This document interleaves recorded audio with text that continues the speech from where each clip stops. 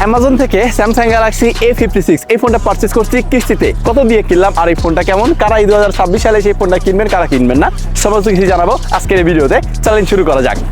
ভেবেছিলাম আজকে ভিডিওটা আউটডোরই করবো স্যামসাং গ্যালাক্সি A56 এর, বাট বস আমার মনে হয় রিভিউ ভিডিওগুলো ইনডোরে বেশি গ্রহণযোগ্যতা পায়। তো চলো ইনডোরেই চলে যাই, লেটস গো।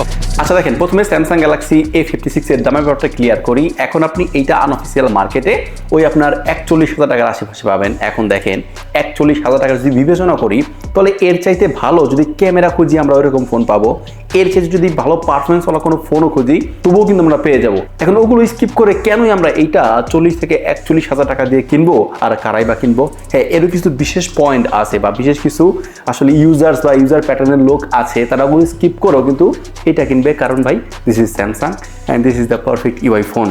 তো দেখেন সবকিছু বাদ বিচার যদি আমরা একটু রিভিউয়ার হিসেবে এইটার বিশ্লেষণে আসি, তাহলে কি কি পাচ্ছি। প্রথমে যদি এটা ডিজাইনটার কথা বলি, ভাই স্যামসাং এর এই ডিজাইনটা পার্সোনালি আমার কাছে বেশ ভালো লাগে।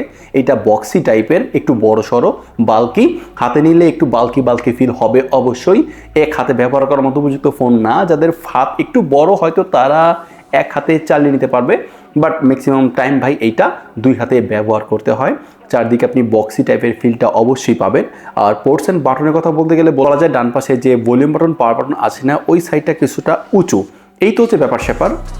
ফোনটার সামনের পেছনে কিন্তু কর্নিং গোরিলা গ্লাস ভেক্টাস প্লাসের প্রোটেকশন আছে, যেটা মস 5 ক্যাটাগরির একটা প্রোটেকশন আপনারা জানেন, যেটা মোটামুটি যেটা ডিউরেবল বলা যায়। বাট বস যে ডিউরেবল হয়ে থাকুক না কেন, ফোনটি যখন ব্যবহার করবেন অবশ্যই ব্যাক কাভার আর স্ক্রিন প্রোটেক্টরের সাথেই ব্যবহার করুন। তাছাড়া এরকম ওই মস টস বা যেরকম ভেক্টাসের প্রোটেকশন দিয়ে থাকুক না কেন, এরকম একটা আচার খেয়ে গেলে ফোনের একদম 12টাই বেঁচে যায়। তবে এইটার ফ্রেমটা কিন্তু অ্যালুমিনিয়ামের, যেটা আপনার ফোনটা ড্রপ খেলেও কিন্তু কিছুটা হয়তো হলেও সার্ভাইভ করতে পারবে। এক কথা, এই ফোনের ডিজাইনটা পার্সোনালি আমার কাছে ভালো লাগছে। ডিজাইনের জায়গায় যদি এটাকে আমি মার্ক দিই, তাহলে কি হচ্ছে 10-এর জায়গায় 8, আমার কাছে এমনটাই মনে হলো। আপনি স্যামসাং এর এই ফোনটাকে ডিজাইনের জায়গায় কত দিবেন সেটা অবশ্যই চাইলে কিন্তু কমেন্ট সেকশনে জানাতে পারেন। দেখেন এইটা ফোনটা আমি কিন্তু পারচেস করছি হচ্ছে সৌদি আরব থেকে, বাংলাদেশি টাকায় অনেক কমে পারচেস করছি অ্যামাজন থেকে, তাও পিসির মাধ্যমে।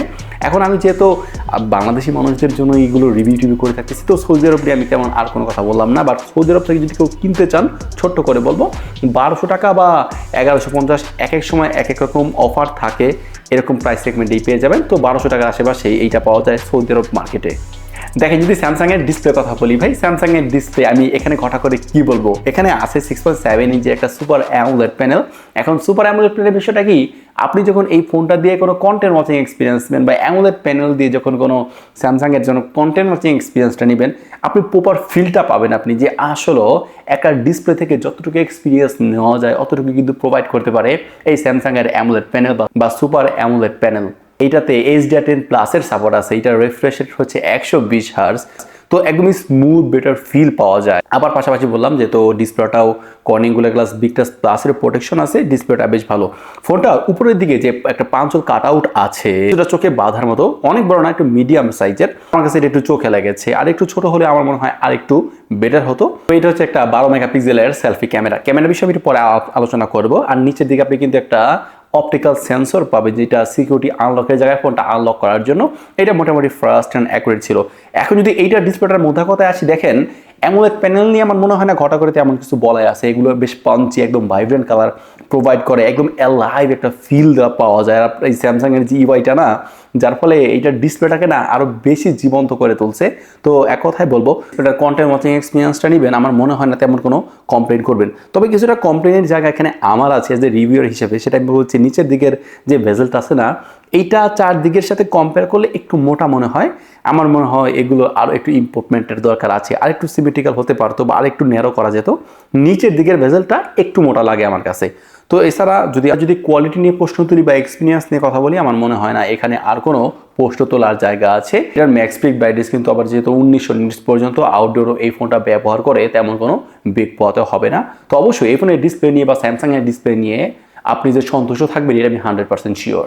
এখানে আপনি যদি এই ফোনটা পেছনের দিকে ঘুরান, দেখতে পারবেন বেশ বড় একটা মডিউলের সাথে 3টা সেন্সর আছে এখানে। যেখানে মেন সেন্সরটা হচ্ছে 50 মেগাপিক্সেল, পাশাপাশি রয়েছে 12 মেগাপিক্সেলের একটা আলট্রাওয়াইড সেন্সর, আর সর্বশেষ হচ্ছে 5 মেগাপিক্সেলের একটা ম্যাক্রো।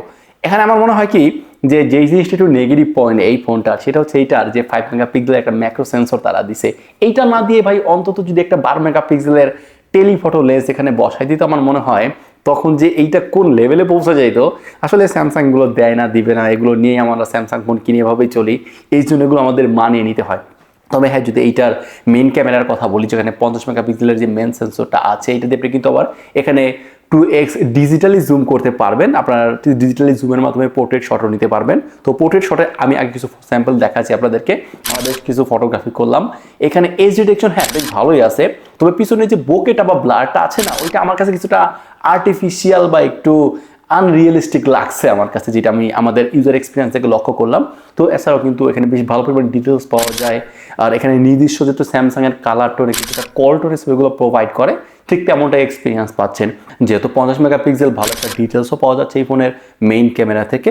এটা যে আপনি ওই পেছনে যদি কোনো সবুজ ধরনের বা উজ্জ্বল টাইপের কোনো কালার রেখে কোনো হিউম্যানকে সাবজেক্ট করে কোনো ফটোগ্রাফি করেন, তখন এটা থেকে কিন্তু বেশ ভালো পরিমাণ ডিটেলস পাওয়া যায় বা ভালো পরিমাণ কিন্তু আউটপুট পাওয়া যায়। ক্যামেরার আশেপাশে না গেলেও ওইরকম একটা আউটপুট দেওয়ার চেষ্টা করে। পাশাপাশি আমরা মেইন ক্যামেরা এবং আল্ট্রাওয়াইড ক্যামেরাকে কম্পেয়ার করলাম। আল্ট্রাওয়াইড ক্যামেরাতে ডিটেলস লসের প্রবণতা আছে, বাট লো লাইটে দেখলাম কি আল্ট্রাওয়াইড ক্যামেরাটা কিছুটা হিমশিম খায়।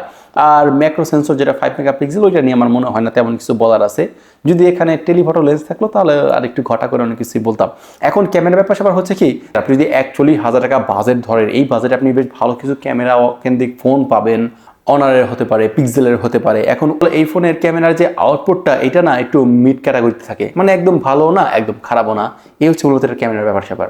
আর সামনে রয়েছে একইভাবে যেহেতু 12 মেগাপিক্সেলের সেলফি ক্যামেরাতে বেশ ভালো পরিমাণ ডিটেলস পাওয়া যায়। স্কিন টোনটা কিছুটা স্মুথ করে, কিছুটা ওই আপনার কোল্ড টোনের দিকে নিয়ে যাচ্ছিল। আপনাদের স্ক্রিনে কয়েকটা ছবি দেখাচ্ছে, আপনারা দেখেন মোটামুটি আইডিয়া করতে পারবেন। হ্যাঁ, ফ্রন্ট ক্যামেরা ব্যাক ক্যামেরা মোটামুটি অ্যাভারেজ একটা রেজাল্ট দিয়েছে। আর ভিডিওর জায়গায় আপনি এই ফোনটা দিয়ে সর্বোচ্চ 4K 30 FPS ভিডিও রেকর্ড করতে পারবেন। চলেন এইটা একটু আউটডোরে গিয়ে দেখাচ্ছি। আর এই হচ্ছে মূলত ফ্রন্ট ক্যামেরার ভিডিও স্যাম্পল। আর যদি দেখছেন যে হোয়াইট ব্যালেন্সটা কত বেটার ওয়েতে হ্যান্ডেল করতে পারে। আর স্যামসাংয়ের যে বিষয়টা বললাম আমরা, ব্যাক ক্যামেরা শিফট করা, এখন কিন্তু আপনার 1080p 30 FPS ভিডিও রেকর্ড হচ্ছে, বাট এটাতে আপনি সর্বোচ্চ 4K 30 FPS ভিডিও নিতে পারবেন। But 1080p 60 FPS video I think better. আর সর্বোচ্চ 10x পর্যন্ত জুমও আছে। হ্যাঁ, মোটামুটি ভিডিও স্টেবল স্মুথ। এটা দিয়ে যারা ব্লগিং করতে চান, হ্যাঁ তারাও কিন্তু এটা দিয়ে চালিয়ে নিতে পারবেন। তবে একদম আহামরি এক্সট্রিম কোয়ালিটির আউটপুট পাবেন না, তবে যেটা পাবেন সেটা দিয়ে আপনি আপনার যে ব্লগিং কোয়ালিটি চালিয়ে নিতে পারবেন। তো ভিডিওর জায়গায়ও এটা মোটামুটি ঠিকঠাকই আছে আমার কাছে লেগেছে। দেখেন পারফরমেন্সের জায়গায় স্যামসাং গ্যালাক্সি A56টা কেমন, দেখেন এই ফোনটার আপনি 6 বছরের অ্যান্ড্রয়েড আপডেট পাবেন। এখন আসলে এরকম একটা ব্যাপার স্যাপার চলে এসেছে, তারা স্যামসাং এ সিরিজের ফোনে মিনিমাম আগে 4টা আপডেট দিত, এখন তারা কিন্তু 6টা মেজর আপডেট পাবেন। অর্থাৎ লং টাইমে এই ফোনগুলো ব্যবহারের জায়গায় কিন্তু ভালো একটা নিশ্চয়তা পাওয়া যায়। দেখেন আমরা যে ইউনিটটা কিনেছি এটা হচ্ছে 8/256 GB ভেরিয়েন্ট। আমার মনে হয় এইটাই এনাফ। তো এই ক্ষেত্রে এটার app open time and close time বেশ ফাস্ট এন্ড অ্যাকুরেট পেয়েছি। এইটার র্যাম হচ্ছে LPDDR5X আর স্টোরেজ টাইপ হচ্ছে UFS 3.1। তো app open time and close time বেশ ফাস্ট এন্ড অ্যাকুরেট পেয়েছি, অ্যাকুরেট পাবো এটা স্বাভাবিক। আবার পাশাপাশি ডিসপ্লেটা তো 120 হার্জের, ওইরকম একটা ফিল কিন্তু পাওয়া যাচ্ছিল। তবে এই ফোনের চিপসেটটা কিন্তু স্যামসাংয়ের নিজস্ব চিপ, যেটা এক্সিনোসের 1580 অর্থাৎ 1580, যেটা 4 ন্যানোমিটার আর্কিটেকচারে বিল্ড আপ করা চিপসেট। এখন এই ফোনের চিপসেট নিয়ে যদি আমরা কোয়ালকম বা ডায়মেনসিটি, না যে ডায়মেনসিটি বাদ দিলাম, আমরা যদি কোয়ালকমের সাথে মিলাই, আপনার 7S Gen 3 যেরকমটা পারফরমেন্স দেয় তার চাইতে কিঞ্চিত এগিয়ে গিয়ে থাকবে হচ্ছে এই ফোনের চিপসেটটা। তো এই ফোনের চিপসেট দিয়ে আপনি ডে টু ডে লাইফের যা কাজবাজ করবেন খুব ইজিলি হ্যান্ডেল করতে পারে, ওরকম ক্যাপাবিলিটি আছে এইটার। আর এই ফোনের চিপটা না ওরকম হাই পাওয়ারফুল না, মোটামুটি পাওয়ার এফিসিয়েন্সি একটা চিপ।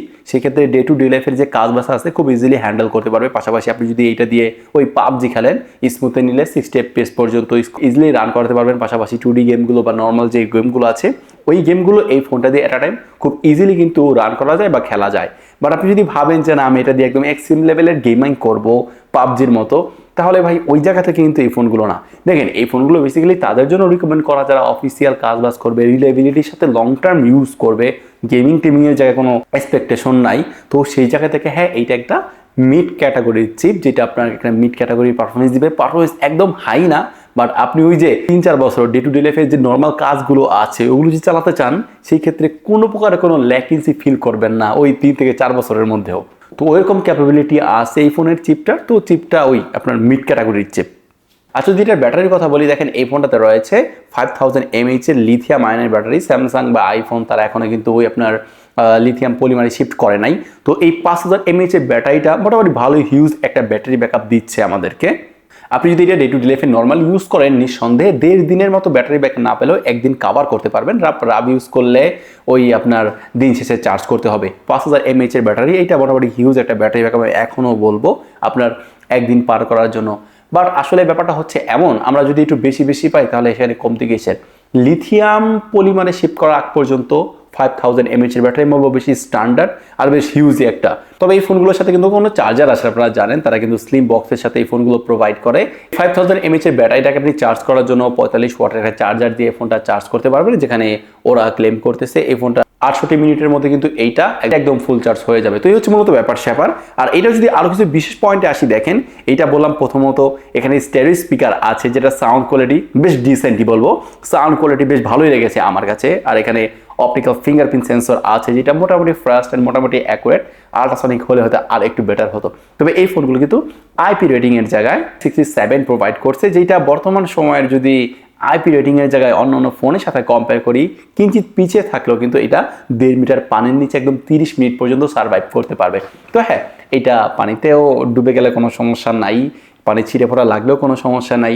সিকিউরিটির যে আনলকিং সিস্টেমটা এটা মোটামুটি ভালো, সাউন্ড এক্সপিরিয়েন্সটাও ভালোই ছিল। এখন যদি এইটার আমরা একদম ইতি টানি বা ফাইনাল কনক্লুশনে আসি, এই ফোনটা পার্সোনালি আমার কাছে কেমন লেগেছে বা এটার কেমন, দেখেন স্যামসাং এর যে জিনিসগুলো সবচেয়ে হাইলাইটপূর্ণ পয়েন্ট সেটা যদি প্রথমেই বলি, সেটা হচ্ছে এটার ইউআইটা। ভাই আপনি যখন স্যামসাং এর ইউআইটা ব্যবহার করবেন বা লং টাইম যখন ইউআইটার এক্সপিরিয়েন্সটা নেবেন, আপনি অন্য অন্য ফোনের ইউআইটা আপনাকে যখন না জট মনে হবে বা জক খামানো হবে। তবে হ্যাঁ, ওই ম্যাজিক ওএস এর মাধ্যমে যে অনর কিছু ব্যাপার ঘটাইছে ওগুলো বেশ ভালো। আর আইফোন ইউআইটা তো একদমই ভিন্ন ধাঁচি বলা যায়। বাট স্যামসাং এর ইউআইটা আমার কাছে একটু বেশি স্পেশাল মনে হয়।